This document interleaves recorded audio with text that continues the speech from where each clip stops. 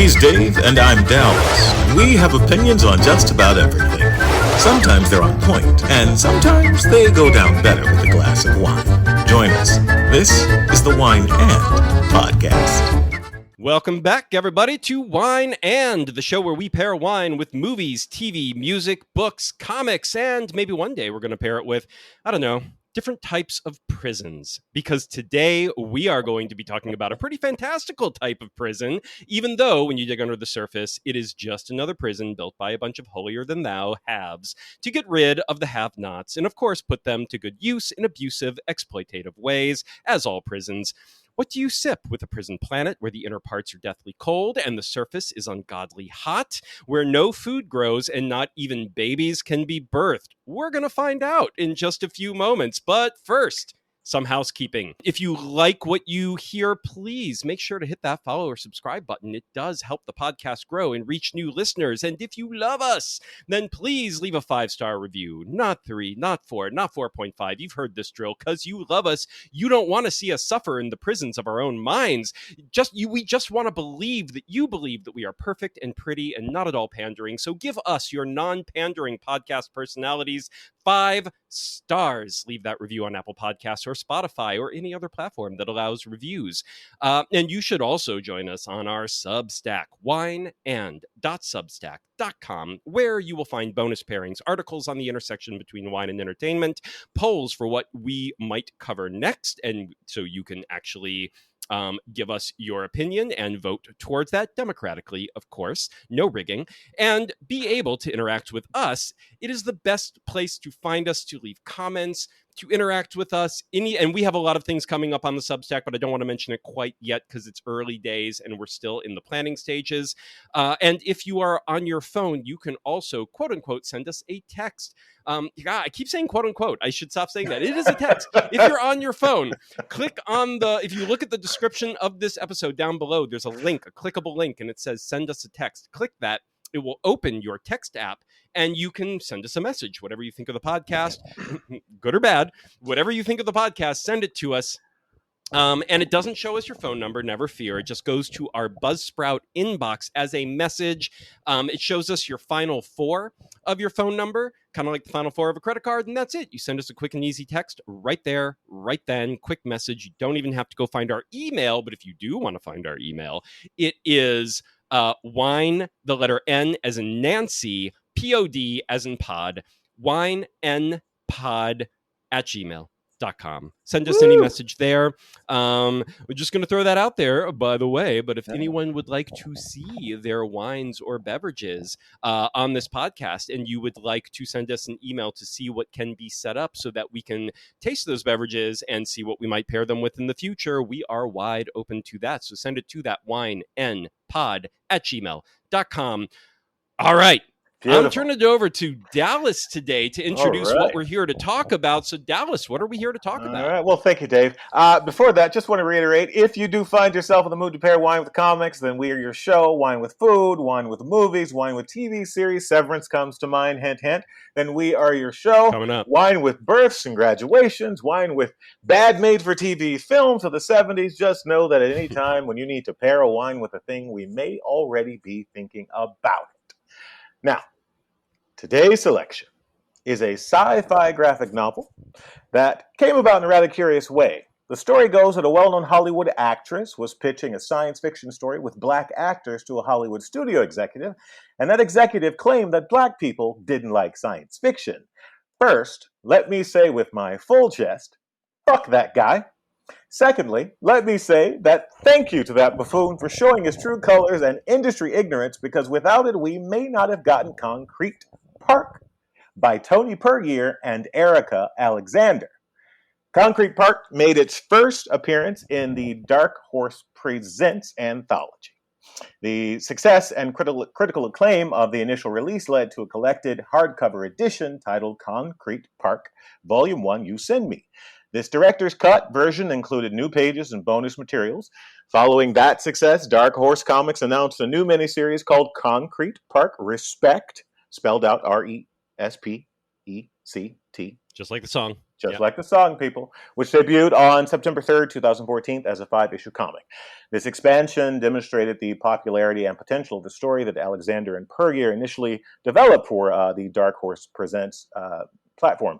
The series has been praised for its striking visuals, confident character portrayals, and intriguing near-future setting.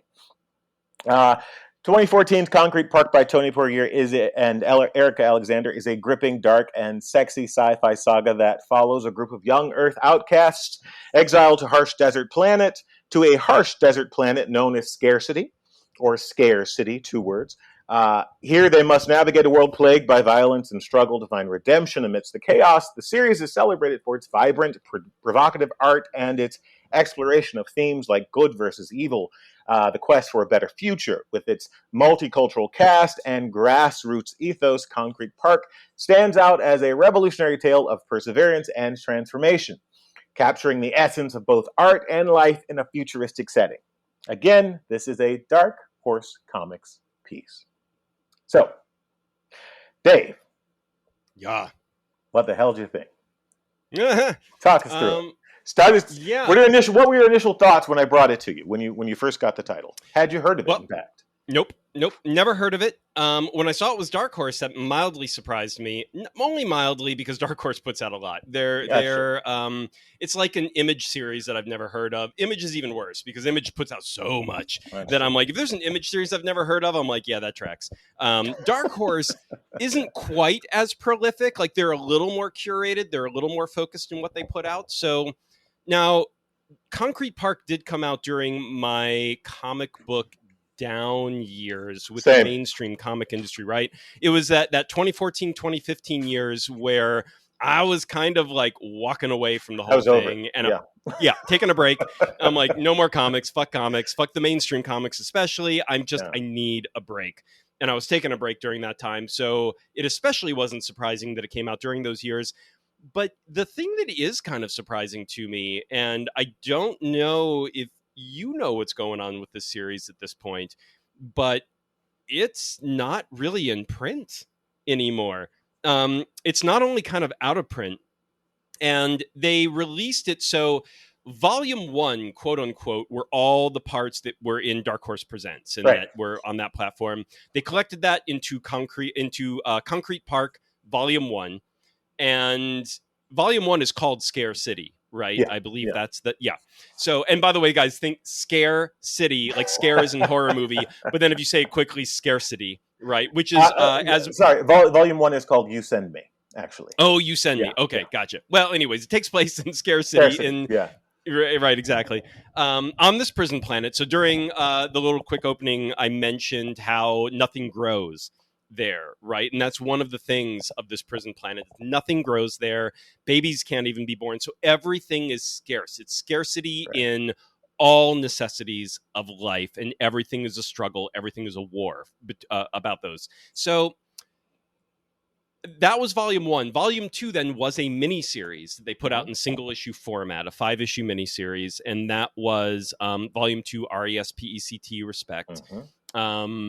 They're completely out of print. Dark Horse sells most of their books as digital editions on their website. If you go to look, they do not sell these in digital editions on their website. So I don't know what's going on with the rights. I don't know if there's a thing where the creators have it back again.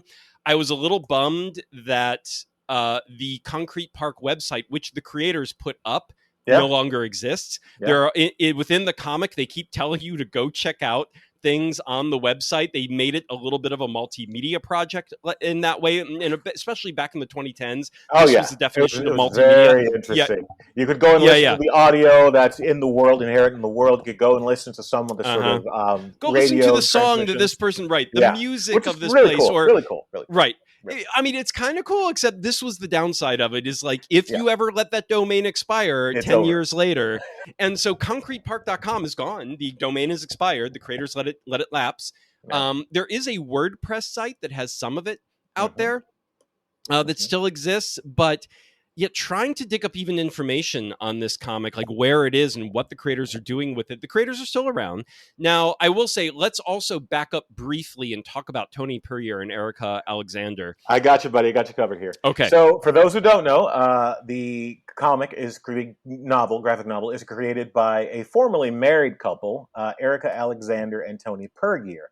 Erika Alexander, for those who don't know or are unfamiliar, is a very accomplished American actor who is mostly known for her fantastic role in this year's cinematic darling, American Fiction, for which she was nominated for an Independent Spirit Award. She got her first big role as the hilarious Pam Shaw in The Cosby Show. She starred as Maxine Shaw in the highly acclaimed Living Single, which co-starred Queen Latifah. She won 2 NAACP Image Awards for her performance.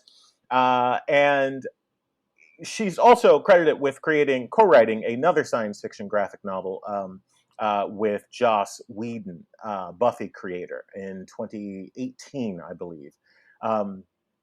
And where are we? We're going to cut this part out. There we are. And another really interesting piece she's worked on is the John Lewis Good Trouble documentary, which is about civil rights leader John Lewis. So if you can, go check that out. It's kind of fantastic. Tony Puryear, writer and artist, became the first African-American screenwriter to write a $100 million summer blockbuster with his 1996 original for Arnold Schwarzenegger called Erasure. Did you see that? I mean, back in the day, yes. Yeah, it was. It's something. It's a fun tent pole to watch now because the tech has definitely not aged well. Right. And it was definitely Schwarzenegger coming off of like his Last Action Hero. Exactly. He had just finally not been a box office king anymore and right. started getting these projects that like they were fishing for what he was going to be and do next. And right. I feel like they didn't really know how to bring him back. But there were Eraser was definitely one of the better stabs out there. I remember still being disappointed in it back in the day, but it was still interesting. Oh yeah. And then every once in a while there would still be like a really nice stab at something. Like me personally, I think Jingle All the Way is a masterpiece. Whoa. Oh yeah. Whoa. Jingle All the Way is it's such a good movie. Like that should have brought him raging back, but it didn't. I don't know why. That is a hot take, Dave. Jingle All the Way is every year, man. You got to watch that movie. It's amazing. But anyways, Schwarzenegger and Sinbad, they did well. Yeah, that's true. It's a good dynamic there. So Tony Puryear won national attention with his poster for Hillary Clinton's 2008 campaign, which now hangs in the National Portrait Gallery. If you think of the imagery around Hillary Clinton during that period, you most likely have a reference for that image or an image he created. These two were married for quite a while and 20 years. Created this comic book with her brother. Puryear has actually gone on record to say that he had to retroactively go back and learn how to create comics in this way, how to draw in a brand new way in order to bring this thing to life. Luckily, he had a background with the visual arts in the comic. You know, he started his professional life as a chef, I believe, after attending, I'm going to get this incorrect, I think Brown University. And, you know, he's had many different sort of versions of his life and his professional sort of profile. He was in the ad world for a while. He directed a host of music videos, I believe, from the 90s into the 2000s. And then, you know, with this gig with Schwarzenegger in the Erasure film, and has written tons of scripts for lots of big names. So he has a fairly prolific Hollywood career. So he's working on a couple of things now. I do hear, and this may be connected to, Dave, why we can't find any printings or any digital sort of footprint for this piece. But I hear there is a series that's been in the works for a while. Maybe I'm assuming a third book, because these two volumes, it's not a completed work. It's not a completed work. So I have my master. I've discussed this. I have a master list every time I come across something that looks interesting. I just add it to the list. And as we've been building this podcast, building this sort of world out, this corner of the world out, this curious little corner of the world, as I like to call it, out, I've been referring back to that list for things, for items to use in the episodes. And this was in the middle of the list, and I remember coming across it. I think 2014 is the publication date, so it must have been 2015's Comic-Con. Yeah, I think it was 2015's Comic-Con, and they were there, and I remember picking this up and never cracked it open. Right. Never read it and decided to give it a try here because I love Erika Alexander. She's a great actress. She really is a great actor, and she uses her platform well. And so I decided to toss this one up on the list. And I will say, I totally forgotten what the series was about. And I was going in blind. So right. And I thought the world was complete, actually. I honestly thought they had completed the tale, the arcs. And so when I got to the end, I read it twice over again. When I got to the end, I was like, son of a bitch. And so you go hunting, as we do here, in case you guys don't know. Yeah. We know a lot, but what we don't know, we can spend a lot of time trying to find out. And it annoys the hell out of both Dave and I when something doesn't have a punctuation. These 3 volumes, technically, these 2 volumes as they're printed, they do this curious thing, which I've seen in, I'm going to forget it now. Would you say it's 3 volumes? What are the 3? I would say 3. And I say that because it seems like volume 2, they finally get you into the sort of kinetic energy of the world, because volume 1 is a lot of the sort of setup. It's a lot of the skeletal structure of the world. It's a lot of sort of platforming. And volume 2, they have already dropping us into the world, the sort of off-world. And we get to see the lay of the land, the sort of energy of the place and the inertia. And then the second half of volume 2,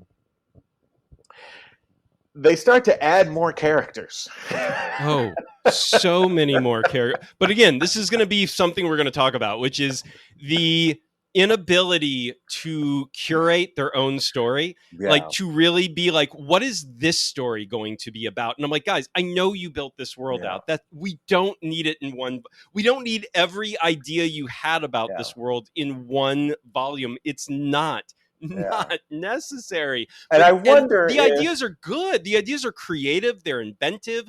Plainly, the world building is almost like fucking Tolkien level. I mean, it's really like, and you don't it's really realize it because there's so much. You realize it because of how much they throw at you in volume 2, and you're like, okay, I mean, there is a whole backstory in like all the different clans and all the different rulers of all the mini clans and their histories and the people who are walk between the clans and the lines and don't have loyalty to anyone in per se, but then who do they have the better relationships with? And it has all been built out plainly, painstakingly. But it's like, guys, you had 100 pages. This is too much.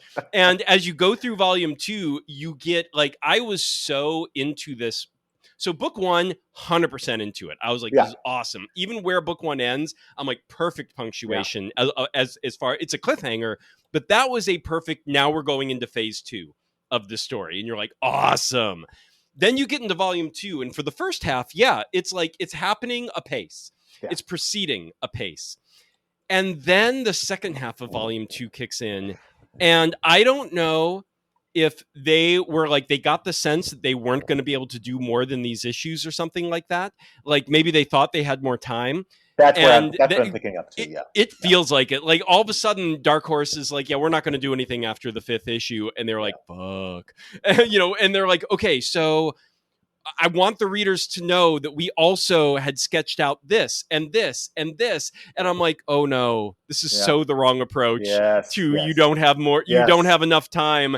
And all of a sudden I was threatening to check out of the second half because it was an inundation And I know, and yeah, they wanted to show how much they had done, and I get that. I 100% get that, especially as a storyteller. I think we all suffer from that flaw more often than not, is we want to share all our ideas that we're in love with. Oh, absolutely. But instead, it's like just, it's kind of like if there was a story where you had this whole mythology, and a lot of the times when a first story, a first movie, a first volume, or a first whatever comes out, you don't have all that backstory. No, so like exactly. the first Alien, right? No backstory. No backstory. It's just like the little bit of backstory you need is just there is this company that built an android that's on the ship. They kind of want this alien. There's hints at some mythology back there, with the giant alien carcass on the planet where they find the alien. Like there are ideas, kind of like Lucas in Star Wars. If you really go back to the origins of the first Star Wars movie, like initially Lucas did not have all these other episodes planned and all this backstory. Obi-Wan Kenobi wasn't supposed to die in the first movie. Like these were all things that blossomed as he went. And then Lucas started tripping over his own mythology in that way, where it was like he became a world builder and not a story. And that's the thing. His skill was world building and visual filmmaking. That's right. And storytelling went to the wayside, and which is where everything, that push-pull of Star Wars with most people came in, is it's like, we love the ideas, but shit, man. It's like you're losing the thread of what these things are really supposed to, like, just give us a story within this tapestry. Don't give us the tapestry. The one thing I will say is I feel like a series like this, I would if I were them, I would want to republish volume 1. But here's the thing. I would almost redo the second half of volume 2. I would scrap what the OG Dark Horse second half of volume 2 and be like, go to Image, pitch 100%. It to Image, get a ongoing, because Image ongoing, it's like it'll end eventually. Most things aren't ongoing at Image. But like, we're going to need at least like 30 issues or 25 to 30 issues, maybe 50 or 60, whatever. Like, get ambitious if you want. If it's a hot selling, it's already ambitious. I mean, clearly there's ambition, right? Right. No, but I mean, like again, go back and relook at the story you want to tell. Yeah. Tell it in arcs that work as arcs. Yeah. True arcs, not just here's everything in the kitchen sink that is about this, all the world building we did. Because again, volume 2 sinks into its own world building morass in the second half. And I'm like, that needs a redo. Like this, after chapter 1 and 2 of that 5-chapter book, I'm like, scrap that, redo it, start at Image and go long-term. Think long-term in that regard. Get another artist to pinch hit with you, because I know it's a lot of work. And here's the thing. They are still close, Tony and Erika. Yeah. So I looked up an article in 2021 that was shortly after their breakup, because I think they divorced in 2019. Yeah. And this was an article. She was doing the media rounds for her role in Tang, an American Saga. There's another one to go check her out in. And she basically, a quote from her is, quote, "We're still creative partners. Tony Puryear is my ex-husband, and he's wonderful.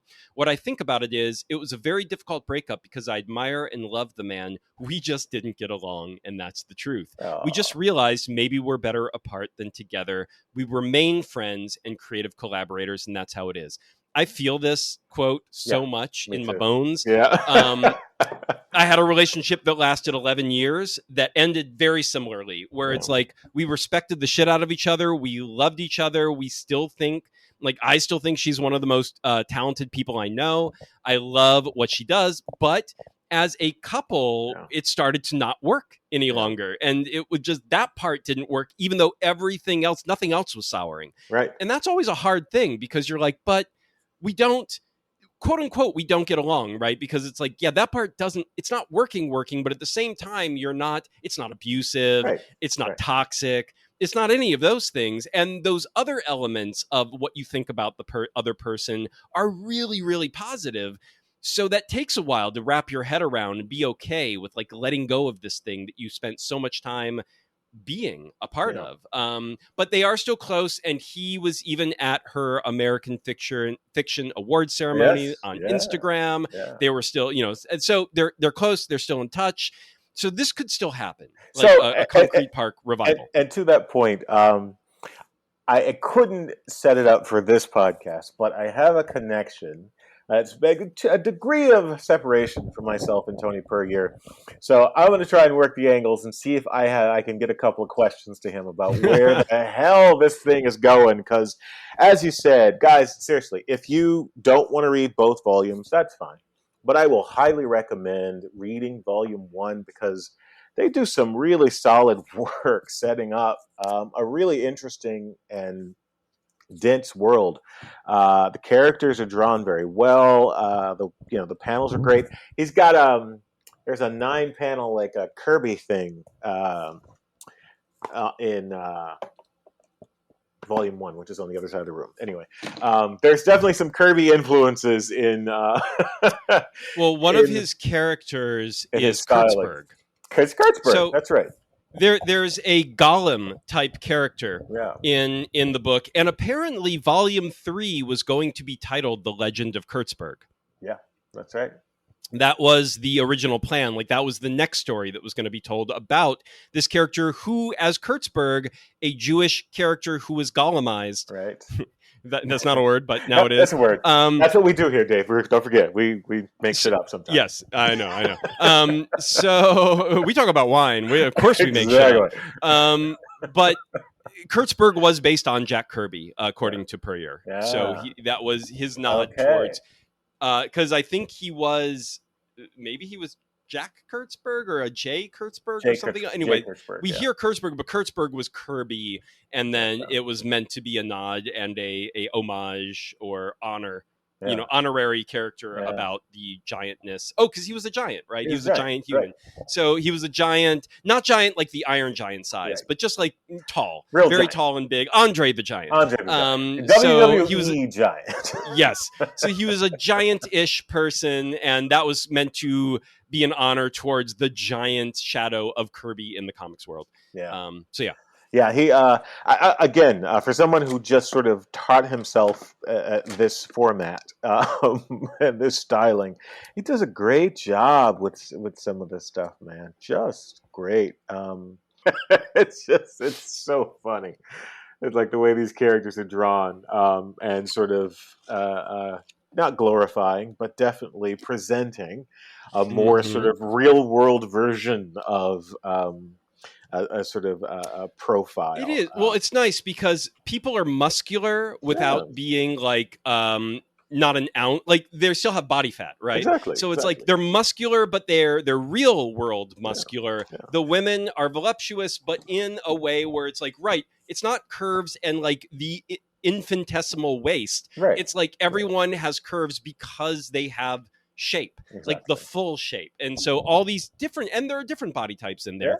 And all the different body types are, I feel like, it does come from a bit more of a lived in world experience where it's like I'm trying to capture the different types of people I see in the real world and translating that onto the page rather than the comic book cliches where it's like I looked at an anatomy textbook and just drew that and then put colored it like skin color, but it's really the anatomy drawing, not what anyone actually looks like as a body. So let's go back to head to the top of one. What do you think of the first half of book one? What was in terms of so when we're dropped into this world, there's a character here, guys. His name, of course, is I'm going to forget his name because he's not called that in the rest of the cubes. Oh, it's okay. It's okay. You don't have to. One of our main characters, Spaceman, who becomes Spaceman. Isaac is his name, but he becomes Spaceman. Unfortunately, he is the caregiver for his younger sister, and that younger sister, whose name is Rose, doting a young, beautiful little innocent girl. He is doting on her, of course. He unfortunately is involved in some rather necessary activity in order to feed her, because that's where we are in this world, guys. It's scarcity. It is an existence of scarcity. Well, here's an interesting thing, though. We find out he's not on scarcity yet. Exactly. So we're okay. So here's the thing: when you first get into this graphic novel, there are plainly like magical elements at Yes. play for as far as you can tell. There's everyday magic. Yeah. Right. Maybe some near future technology, Mhm. but nothing crazy Right. in terms of advanced technology or like deep sci-fi. Like the sci-fi seems to be gentle. Right. And even the magical stuff is almost magical realism versus magic. And the story ramps those two things up as it goes, and there is more of both than you realize. Right. I would like to know more personally. I don't know if we ever will. I don't know if it's the plan, because there are two ways you can go with a story like this. As I mentioned in my opening spiel, this is about a prison planet. Right. And it's about the haves getting rid of their have-nots, Mhm. that are a thorn in their side. Like, they don't want to give them any more than what Right. they have. So in a way, scarcity, right? There you It's go. like they don't have a lot. And of course, you create these pockets that are crime-ridden, that are violence-ridden, because it's just such a harsh life, and you Mhm. are battling it out for the smallest thing, and you care about things like, someone besmirching your honor, and that's worth killing them, because you're on such a razor's edge. You're on such a nothing is worth living for, so fuck it. Death is, we all deep down think we're going to be dead by 30, so let's actually live that way. Yeah. And you convince yourself that is your reality, whether it completely is or not. It's one of those shared delusions that, because it's shared, no one can get out of it. Because one person can't decide against it, because everyone else is still going to kill you, because they're all living that life anyway.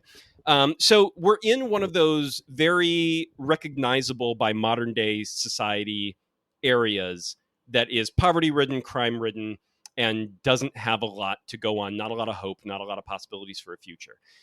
We don't get to know a lot about this world, though, outside of it looking a fair bit like ours, with, again, near future technology maybe is in there.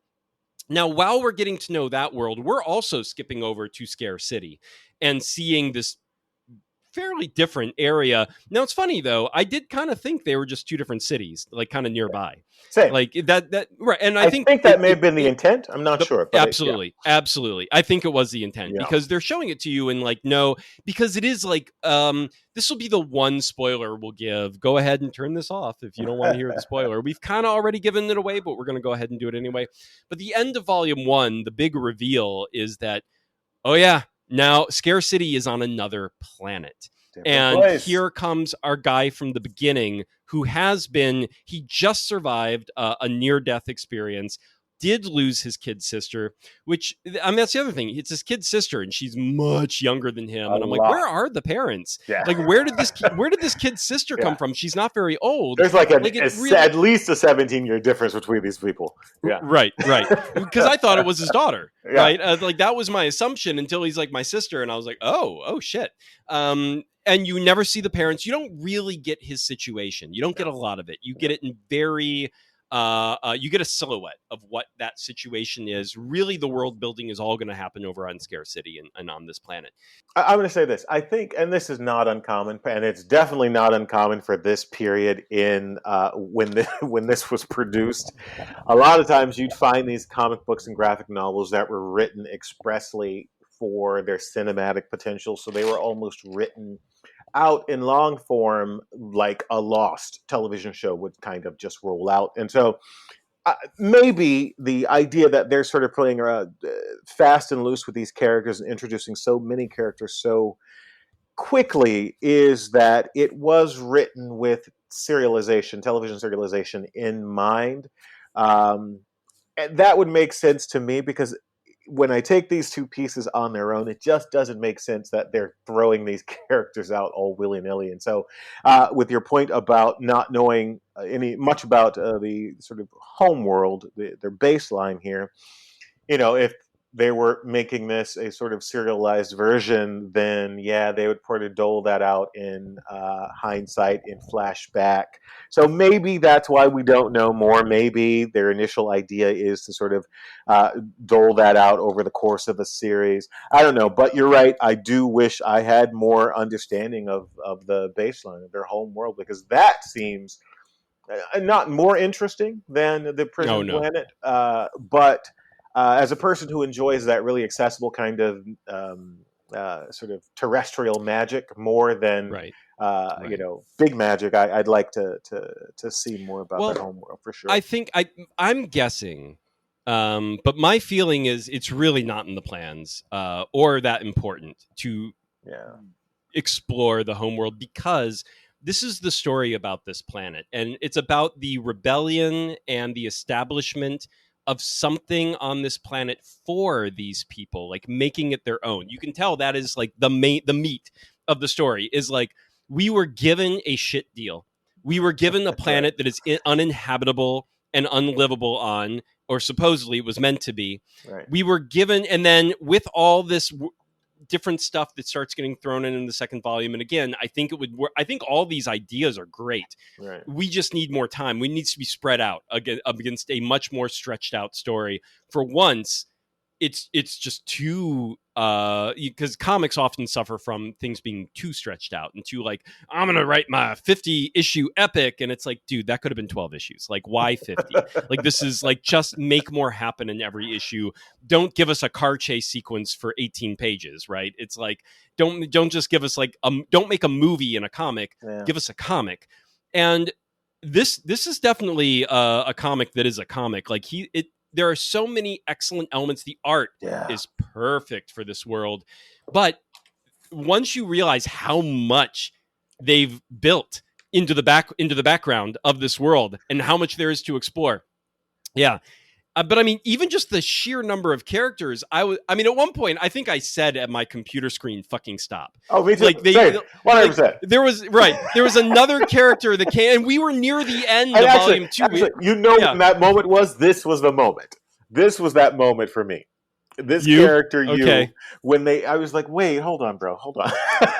I think for me, it's when they're at the arena near the end. This is right. And then and all these other people start showing up, and it was like people that controlled parts of this city that you hadn't really met until now. And I was like, not that those characters, and Erika and Tony, if you're listening, and I hope you are, and when you review this, understand that the characters you do put forth are great, even these characters. It's just, as I was nearing the end of volume 2, thinking this was a complete arc, it was sort of upsetting my brain that you were throwing more darts at the board, and I hadn't even come to sort of a conclusion or a punctuation for the arcs that open in book 1 on any of the other characters that we had been following. So we're like, focus on those characters for this story. What is happening?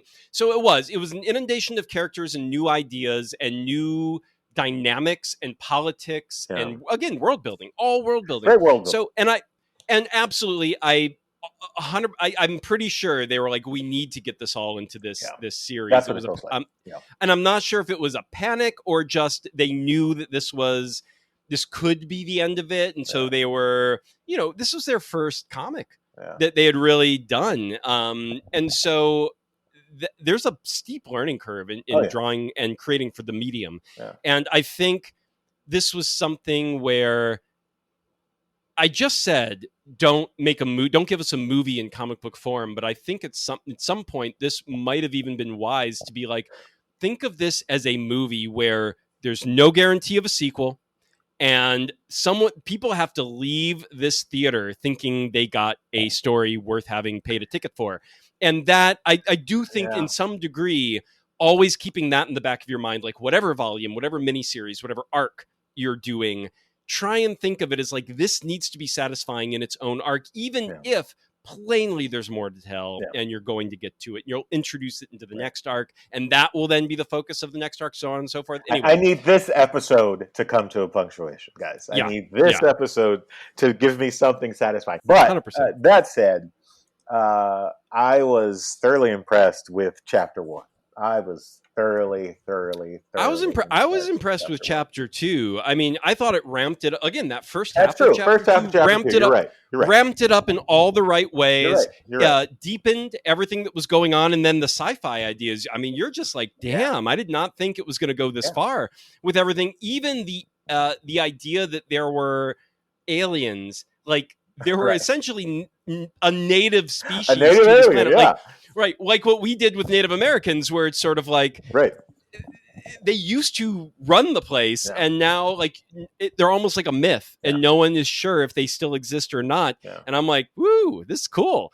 Again, and by the way, guys, we don't really find out what Concrete Park is until The last issue, the last chapter of the last volume, right? Which is, again, it reeks of, not reeks. It reminds me of what a large, dense television pilot for a large and dense television series would do.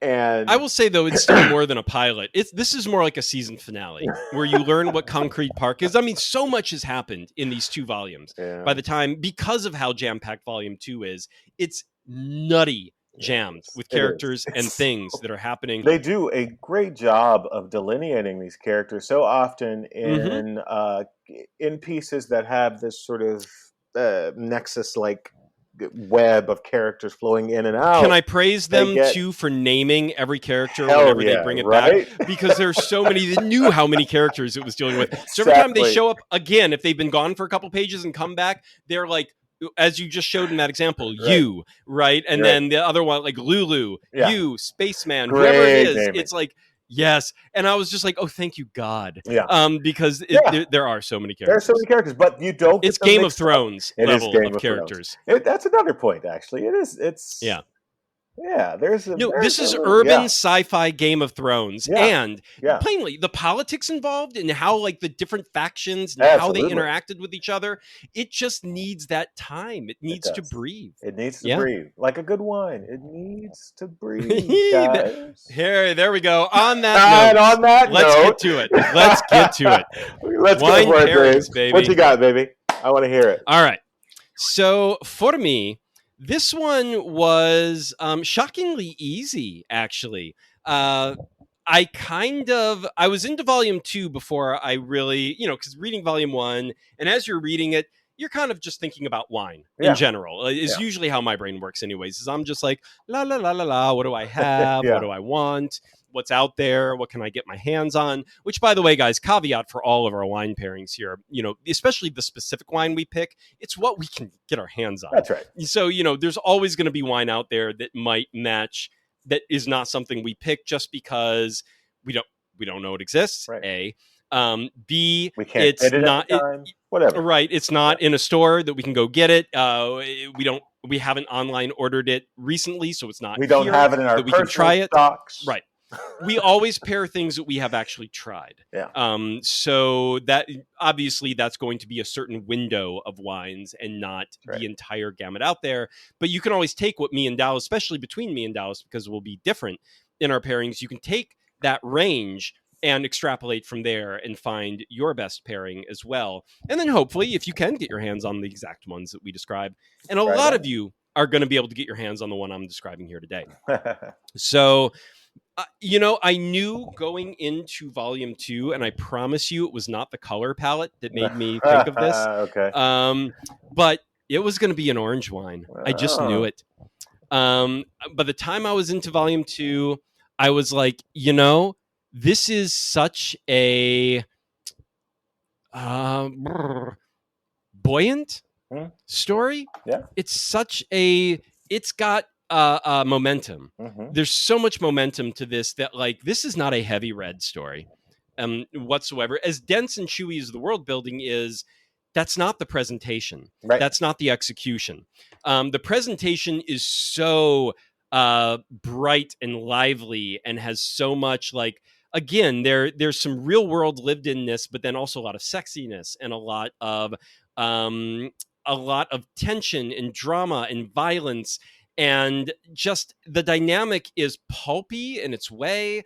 And then you've got that sort of what we used to get in those sort of movies that would always try to address the have-nots of our society, the boys in the hood and the do the right things and the whatever the neighborhood is, whether it's a powder keg and they don't have a lot of money and that, the authorities are kind of against them and not to be trusted. You don't have a lot of recourse. You've got to handle all your own shit. And at the same time, you're trying to find your way in life, and you're young enough that you're finding yourself, you're finding your voice, but also thinking you're not going to live past 30, as we've already mentioned. So you've got all this stuff going on here where it's like, yes, it's sex and drugs and violence and attitude, but then also just a lot of drama, a lot of like true blue drama, where like deep underneath it, these characters really do want to find a better way. They just don't know how. And the few that actually think they might have an idea of getting a better way are spurned from finding that better way at every turn. No one wants to give them that. Everyone who has a vision of a better world, a better way of living here, are like, yeah, fuck you, I've got mine. We're not teaming up. We're not becoming something more. Like, I'm even better than you and more powerful than you. Therefore, why would I ever team up with you, even if that does make a better anything? So you've got the usual dynamics there. So because of that energy, and the art style is it has a cartoony quality, but also a artistic design heavy quality. Like, every panel can be put on a t-shirt, can be put on a tattoo, can be put on something you would want to plaster that, like, that print, that poster, with a nice slogan. And it's like, you can see his design background, you can see his art background every panel. And yet he's got this dynamism to, when there needs to be action, when there is something going on, he's very good at it.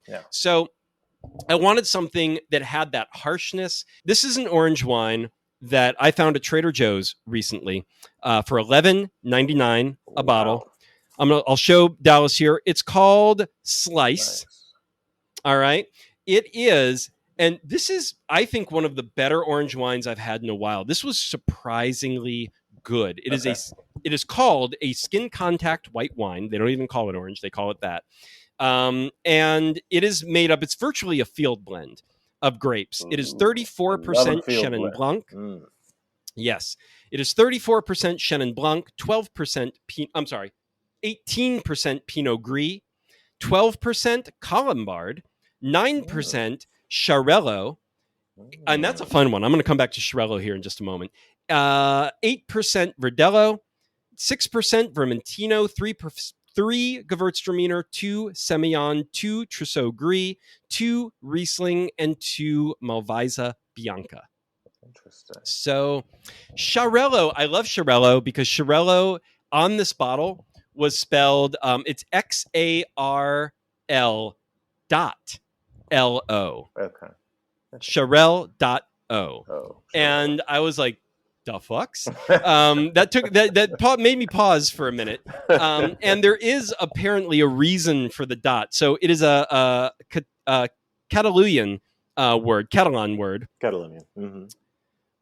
Which is, well, it's interesting because I always call them Catalonians. Apparently you just call them Catalans. Yes. So I was like, yes. So I was like, oh shit, I've been saying that wrong for a long time. Don't worry. We say shit wrong all the time here. What are you talking about? All the time. So this is a Catalan word that, let me see, I have an article here. Let me pull it up real quick. Because that dot is called something in the Catalan language. The punt volat. Puntvolat, the flying full stop.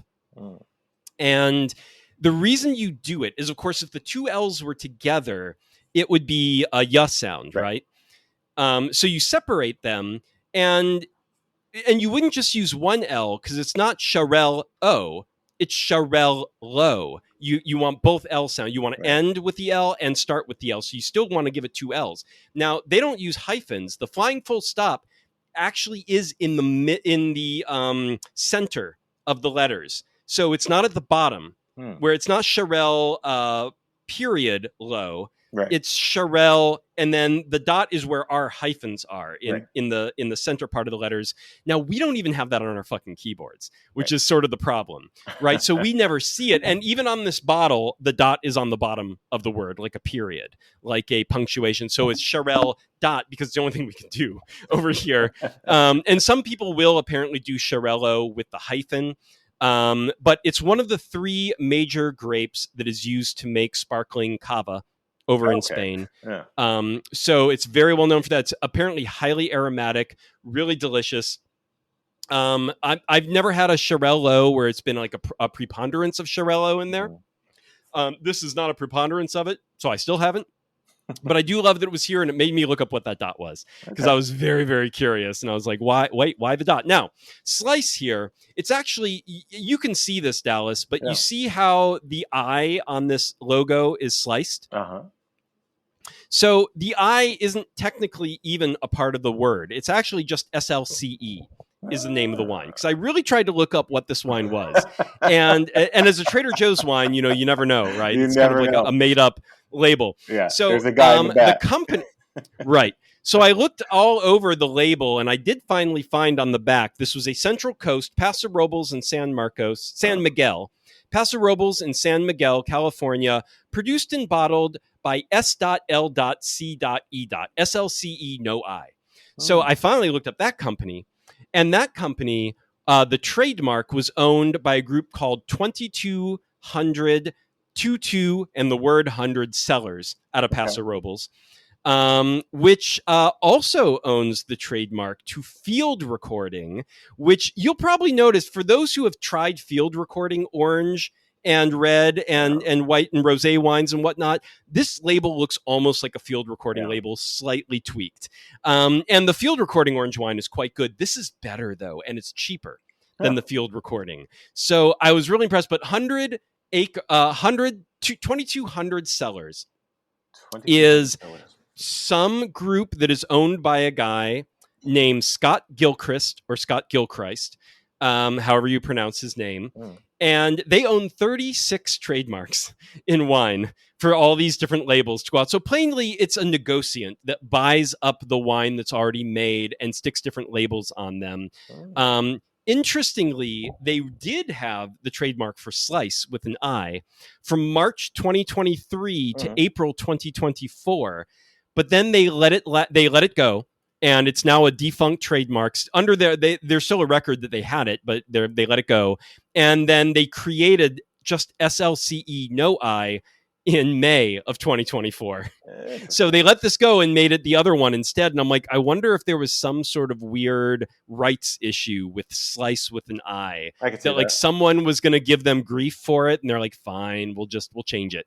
We don't want to deal with this. But in any event, 2200 Cellars, same people behind field recording, same people behind a couple other ones like, there was Barter and Trade is another wine label that I was familiar with. Wonderwall, field recordings. And then they have a bunch I haven't heard of: Foxy, Alloy, Viceland, Neverland, Fiction, Alloy Wineworks, Future Perfect. If you're familiar with any of those labels that are out there, they apparently have offices that are based in like Illinois, Tennessee, Georgia, like all over the place, even though their home base is Paso. So they've got wines all out and about. And I will say, this SLCE orange wine at Trader Joe's for $11.99, fucking phenomenal. Just a really, really well balanced orange wine. It's got the tannins, but it's medium low tannins, medium high acidity. The grape field blend that they picked, just works on every level. I took some notes here. It's got the flavors are basically, you got apricot skins, persimmon, goldenberry or golden gooseberry, marzipan and almond skins, and lime. And it's just this wonderful muddle of those flavors to me. And then on the nose, it is scent of orange blossom honey, carnations as a floral element, cinnamon, and light brown sugar. It's like smelling a bag of light brown sugar is also there on the nose, which I love. But then it's not sweet on the palate. It is nice. The acidity is high. It's citrusy and apricot-y, and just all those wonderful flavors, nice and bright. So this worked really well because it had a little bit of tannin to give me that little bit of rough edge. Yeah. It was this nice field blend melting pot of different grapes, which of course I think just from a poetic standpoint works with a story like this, where it's this melting pot of characters that all have to somehow come together to survive. And hopefully, as time goes on, the point of the story is to get along and make something better out of this place, which is plainly the main theme of the story. It's what the point of it is, and can they do it? So I love drinking this wine to it. I thought it was perfect, and that's my pairing. All right, yeah, I like that. I wasn't expecting an orange wine from you, but I can see how you got there for sure. Yeah. All right. So for me, as you guys know, when it comes to the pairings, it's either the wine I want to drink as a character in whatever world we're watching, or what I enjoy as I'm passively enjoying this piece. And I chose the latter. Knowing what I know of Erika Alexander, and I'm a huge fan of Erika Alexander's, by the way, so if you're watching this, please just know that I love everything you've ever done. You're an underrated superstar, in my opinion.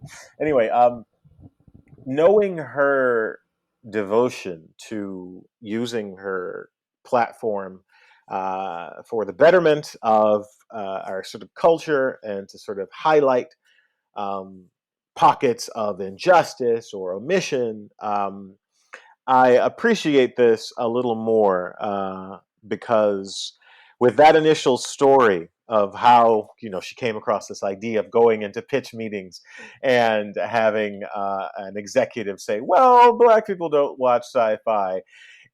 Having been in that situation before numerous times, and also being a Black person who creates a shit ton of sci-fi and loves it, and knowing so many other who do, again, I'm going to reiterate this and say it with my full chest: fuck that guy.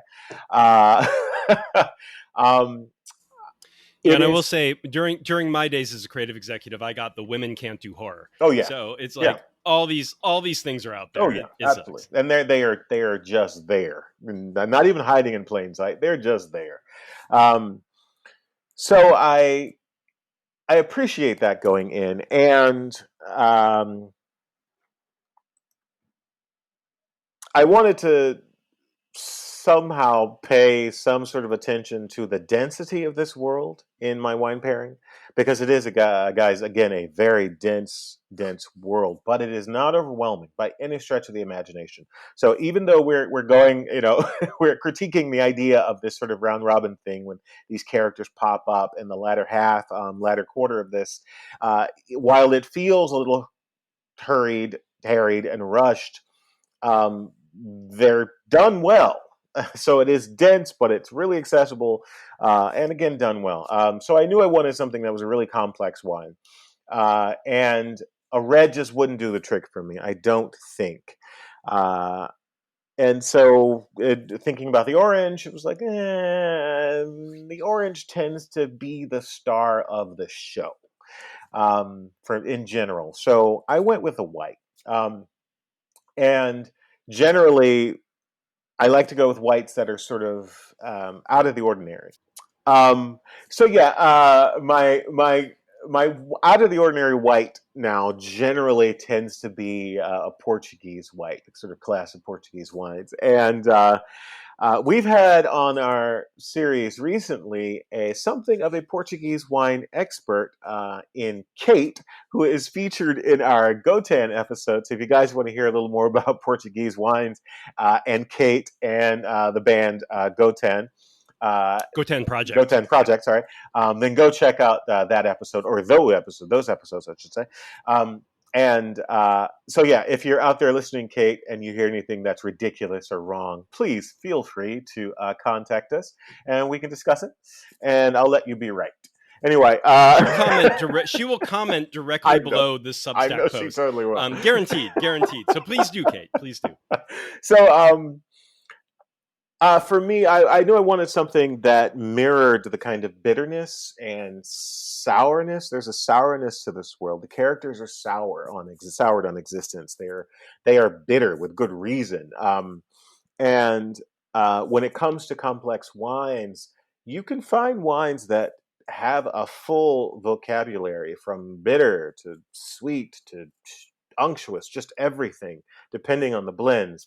And this particular wine in general, I remember it being so confounding in a way, meaning it took me 2 glasses to kind of just get a hold on it. And once I got a hold on it, it's like, I really, really thoroughly enjoy this thing.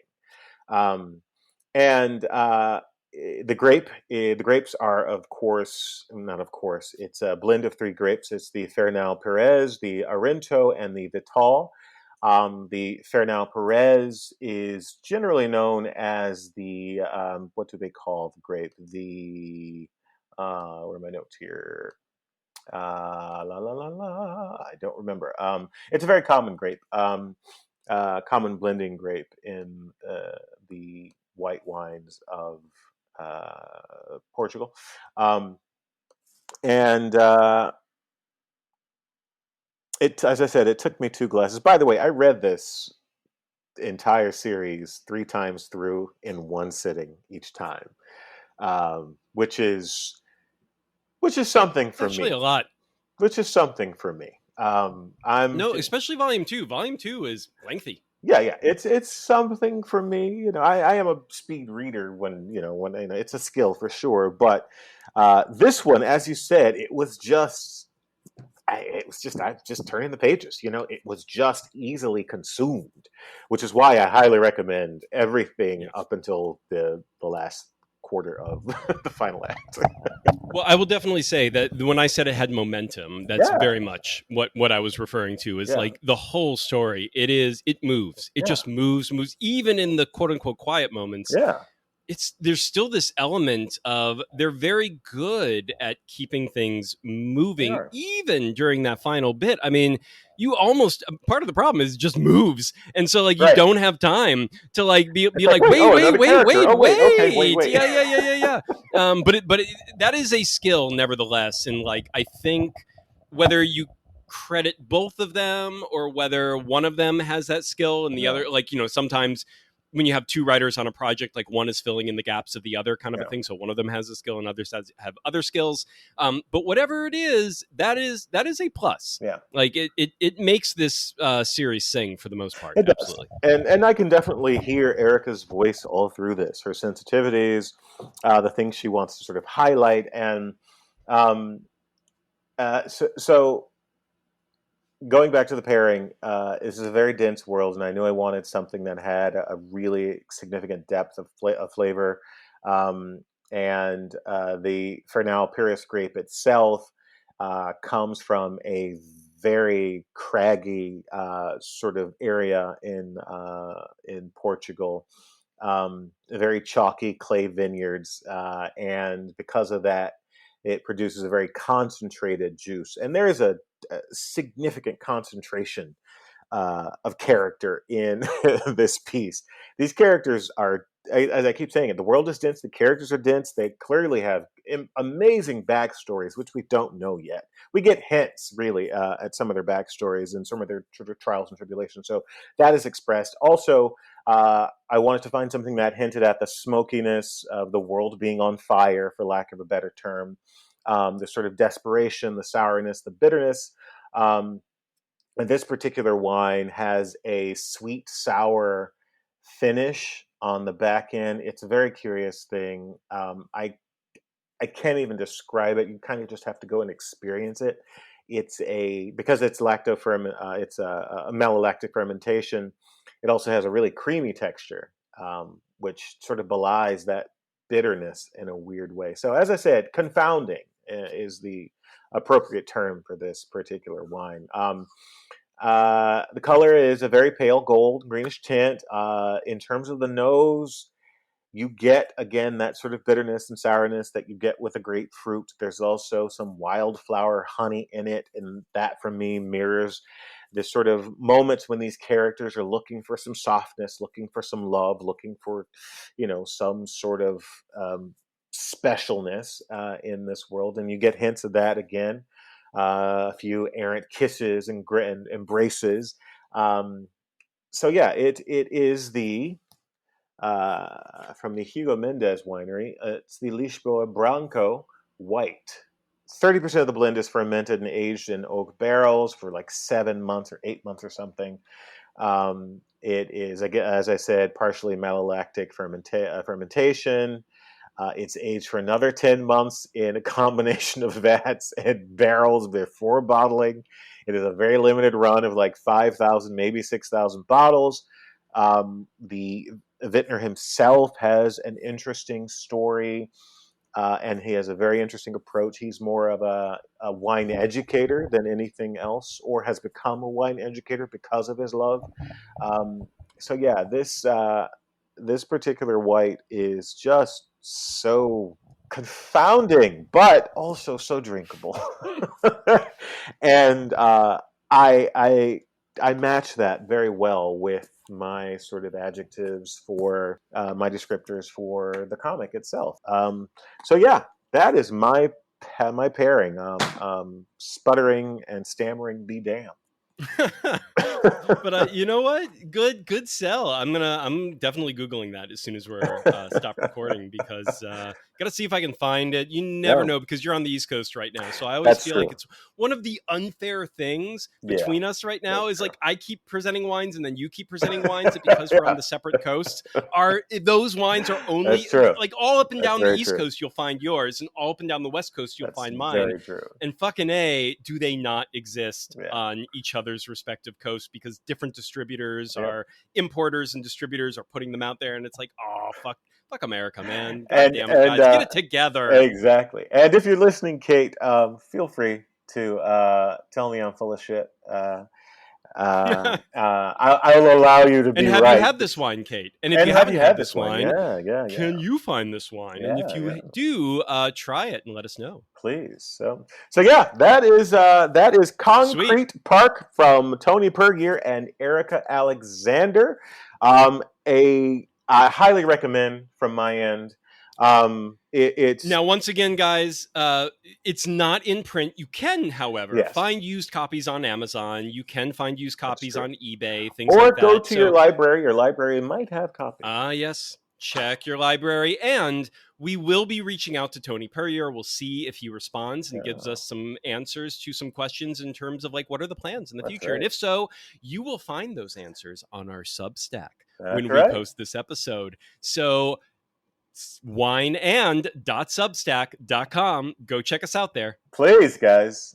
It's been a lovely episode. Thanks, Dave. Thanks, people listening. Thanks, Tony and Erika and Hugo Mendez from Lisboa with this wine. And we will see you guys. And thank you, Scott Gilchrist for 2200.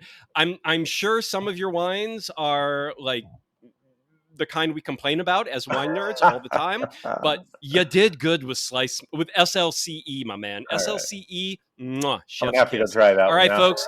I know, seriously. $11.99 Trader Joe's. Now, I did see that some distributors out there are carrying it in their distributor catalog when I tried searching for this wine. So you can get it outside of Trader Joe's, apparently. You just got to look for it. Or other people, I think it's brand new and out there because it was only released like this month or last month, even at Trader Joe's. So when I Google searched, no one else was carrying this in a storefront yet. But keep your eyes peeled on that. And if you're near a Trader Joe's, Slice or SLCE, that orange wine, $11.99 there. Go check it out. Thanks for listening, everybody. We will be back next week for another wine and entertainment pairing for your entertainment. Ciao for now. Later, guys.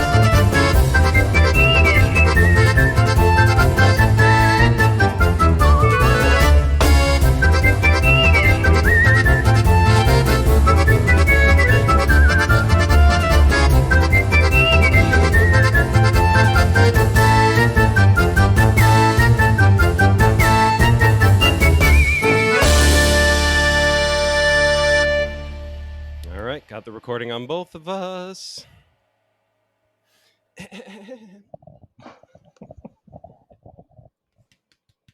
I'm just talking about acid reflux and joys of that. Right? I might cough directly into this microphone just like that, and it'll be nice and loud.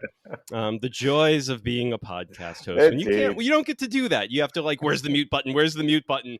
Before you can like snot, sneeze, cough, hack, anything. It's amazing all the things you're not allowed. It's funny. Some podcast hosts have been doing this for so long. Some of them that I listen to, they've ceased to give a shit. And they are just like, okay, so and I'm just like, Jesus, God, man. And to I be know fair, you're one of the biggest, but to Jesus. be fair, some of those, depending on the podcast, I'm like, okay, you know what? That endears me a little bit. All right, I know. And there's so like, there's one guy, and he's so like his podcast is so a part of like, this is my real life. Like, I'm being really real with you, kind of a thing. So he's just like, yeah, so I got COVID over the weekend, Right. and I'm just like, but I'm here for you. So, excuse me. Ooh, that was a juicy one. And I'm just like, okay, there's real. And Right. there's like, there's a line. we There's get a it. line. We get it. Right. Or give us like for the first minute of your podcast, then cut the rest of it out, Right. kind of a thing. It's like, we don't need the full, especially because your podcast is like an hour and a half to 2 hours each time. Right. And it's like, it's a lot of snotting, man. Like, come on. Calm down, bro. Calm down. Calm down, bro. Calm down.